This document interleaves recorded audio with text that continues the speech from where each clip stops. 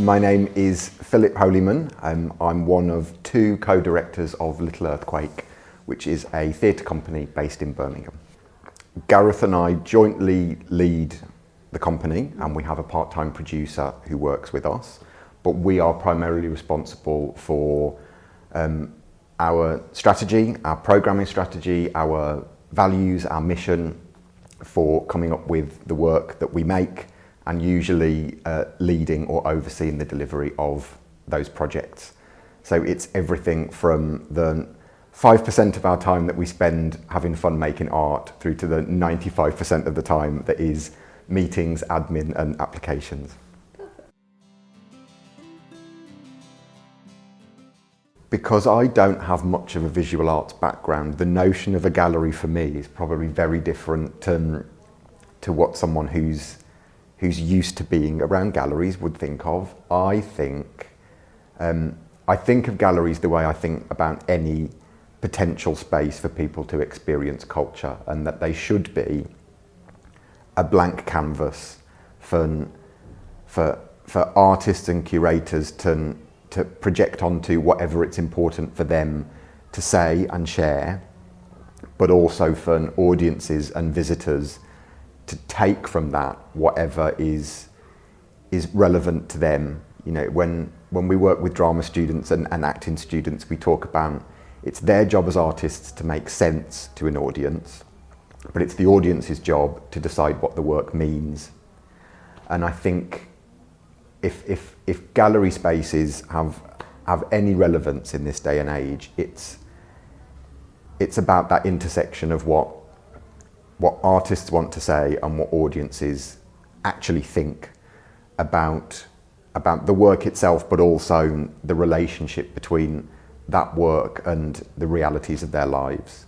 And I think if curators don't think enough about who will actually experience the work they're presenting, or who enters the spaces that the work happens to find itself in, then their work will just exist in a little hermetic bubble and won't actually have any relevance to anybody. It's likely to reinforce their own sense of what's important, but the gallery should be a space where real people get to communicate however they're going to do that, whether that stuff is actually relevant to them or not.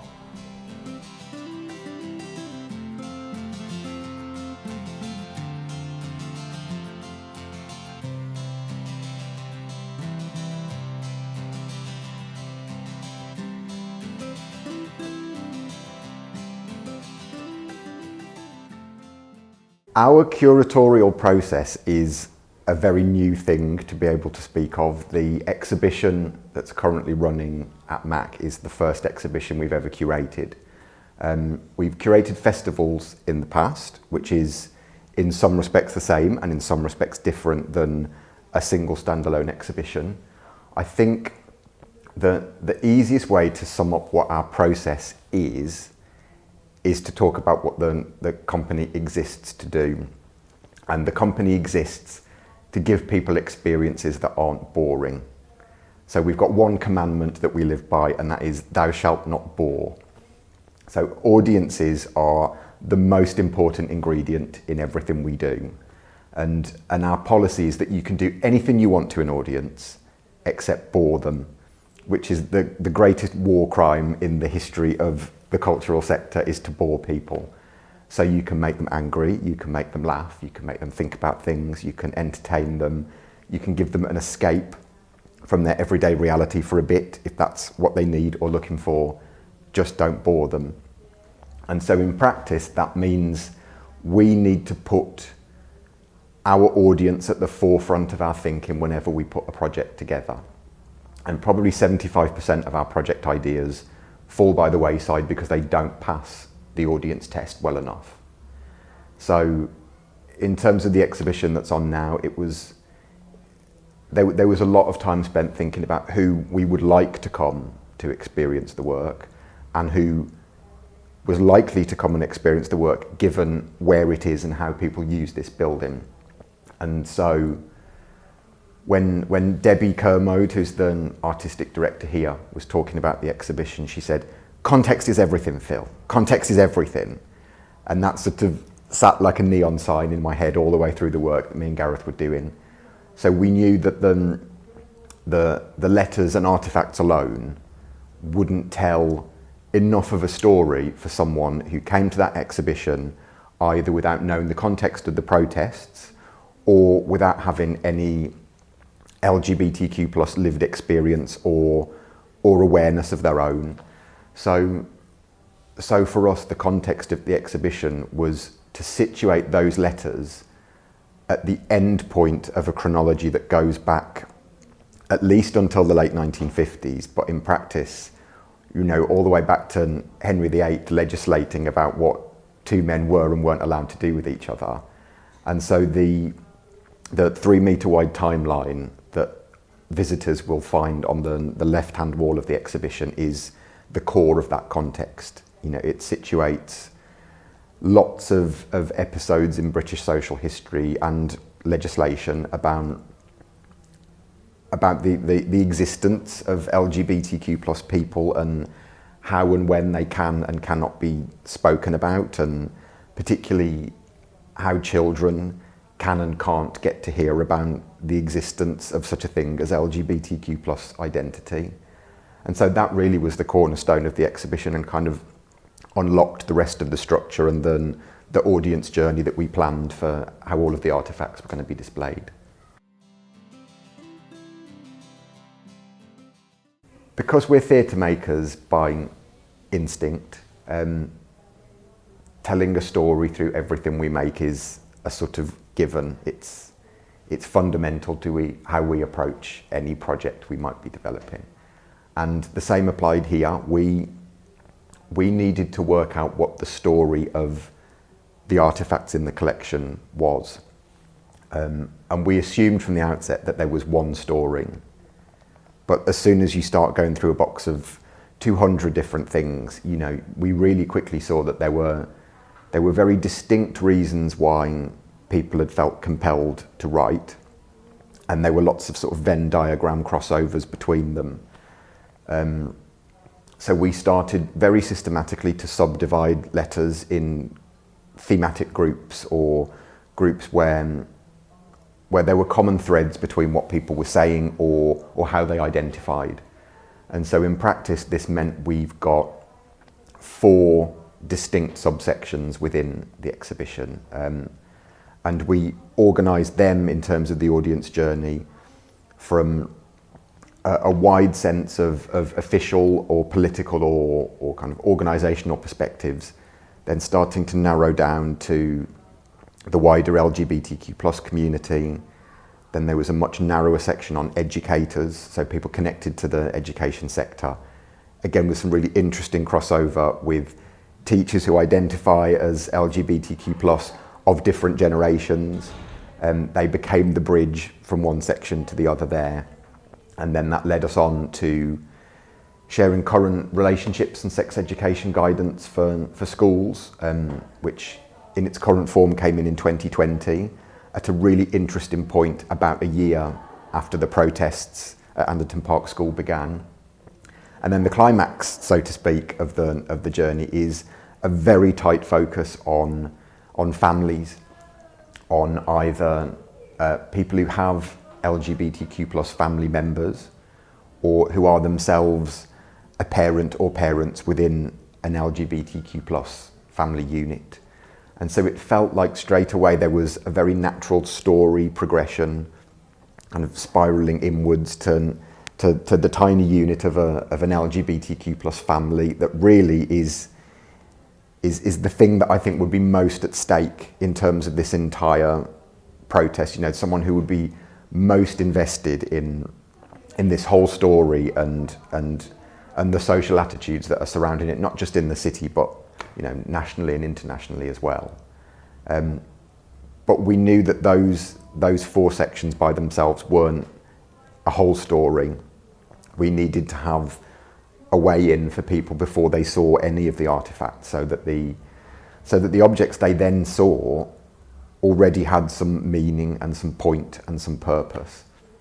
And this is where all of the backstory about kind of 50 odd years of British social change in relation to LGBTQ plus rights and identity, and also a context panel for what actually was going on at the school, which for many people wandering into that space might be new news to them. You know, just because I live a mile away from the school and because I'm gay and feel very affected by lots of the things that were going on, I'm not a representative audience member in that sense. And we needed to think about who else might find their way to that space and what ways in they might need to the story we wanted to tell. I think we tried to be quite strict about letting the artefacts that wanted to be together find themselves. Conversely, it was quite easy in some respects to not include some of the pieces because a lot of them were just quite generic expressions of solidarity and thanks, but didn't have a story implicit within them, or at least not enough of a story that a visitor would immediately be able to grasp from reading it. So I think if all someone had written was a generalised message of support for the school, we tended not to include that. We tended to look for artefacts where the writer had revealed more of themselves and more of their relationship to LGBTQ plus experience or to the school system or to something which felt like the casual visitor would get why that person had been motivated to write. And I think in the absence of being able to speak to any of the people who contributed those materials, then the detail of what they'd written was the next best thing we could use to have an informal conversation with them and to work out who should be in and who didn't really have a place on the wall.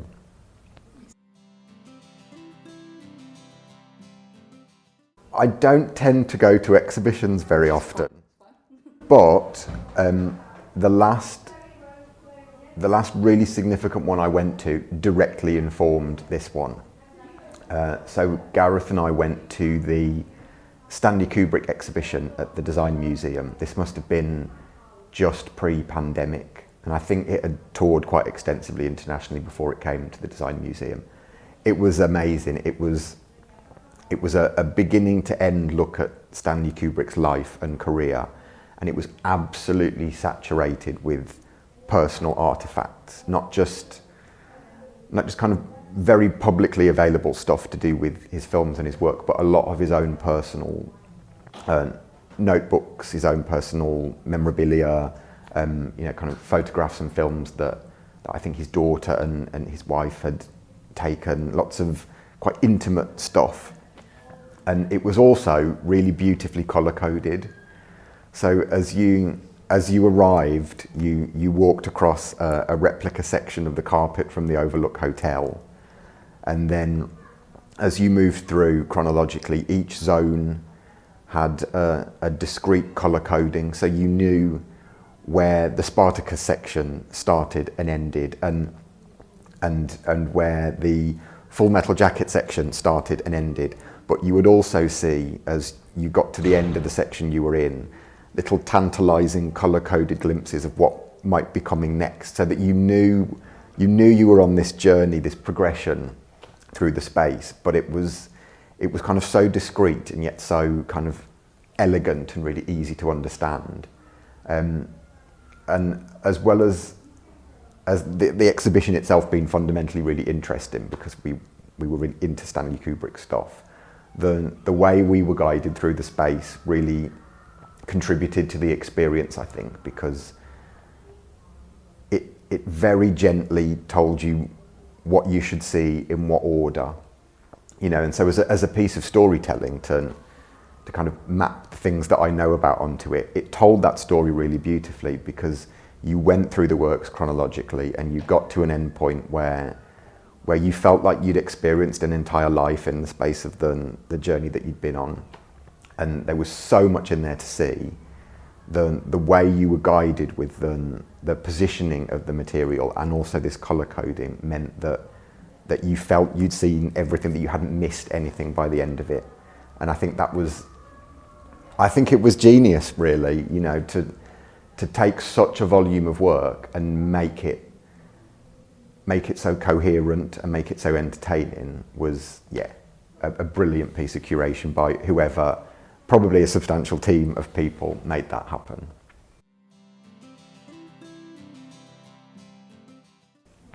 The obvious biggest challenge is always money. I think more of a challenge than our current government's political attitude towards the value of culture, or than our government's attitude to the way people in the culture sector work, which isn't the way they would like them to, because they're so desperate for everyone to be on payroll and to work 9-to-5 jobs and to contribute very simplistic forms of value to the economy. I think they don't really understand there's a lot more to this sector than money going through tills. But yeah, money is the great enabler of ideas in this sector. If you can find the money to make something happen, you have an opportunity to tell that story in whatever form or medium you want to. And if you don't have access to the money or the resources to do it, then it's really easy for your story to be untold. And obviously we're working in the sector at a time where a lot of really historic injustices about where money did and didn't go are being worked on and are being redressed, and it means lots of different voices are now being amplified that traditionally no one has ever got to hear from or experience, which is an indescribably good thing for this country, let alone for the culture sector. But it's increasingly hard because so many people are competing for that money to get the resources that you need to share work properly, to realise the vision that you have properly. And there's something really heartbreaking about audiences experiencing work that's less than it could have been because there wasn't enough resource, time, person power to make the work fully blossom. And yet it happens. It's a lot of us tend to think that it might be better to make something happen at all than not, but it really depends on what story you're telling, you know. And particularly with a show like the one we've got downstairs, it was done on a pretty tight budget and we've gone over that budget, but there's also probably like a ghost version of that exhibition that if we'd had 10 times the amount of money to spend on it, could have been a totally different experience for audiences. You know, we could have occupied a bigger space, we could have employed technology in ways that we didn't even begin to scratch the sides of with this. We could have featured more of the artifacts because they would have been more physical space to include them in. So it would have transformed the storytelling, it would have transformed what the audience took and understood from the work as we gave it to them. And yet, I'd still much rather have done that exhibition on the shoestring we did it on for its message to be out there at all than to have not done it in the first place, which would have been a tragedy, I think.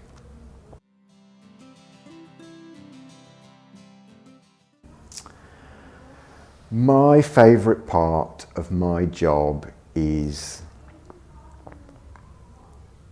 the point where a real audience experiences something that I might have had in my head for months or years, and somehow we found a way to make the thing happen, whether it's a theatre show or whether it's an exhibition or whether it's any other form of work, the point where it's actually out there for people to respond to. And all of the power suddenly drains away from us, that we've wrapped this gift up and we've given it to an audience, and it's down to them to peel the paper off and decide whether they like it or whether they don't, whether they're interested in it or whether they're not. When they decide how it makes them feel, and the impact it has on them. And that's what I think is really validating about the work I do.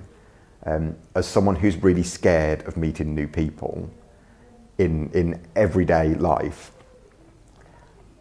I'm totally comfortable with the fact that I put myself out there in a kind of coded form when I make a piece of work, especially when it's something as personal as the one that's downstairs now, that's very much related to who I am as a person, my values, how I live my life, how I want people to perceive me. So yeah, audience responses to this piece of work feel very personal when they come in, the good, the bad, and everything in between.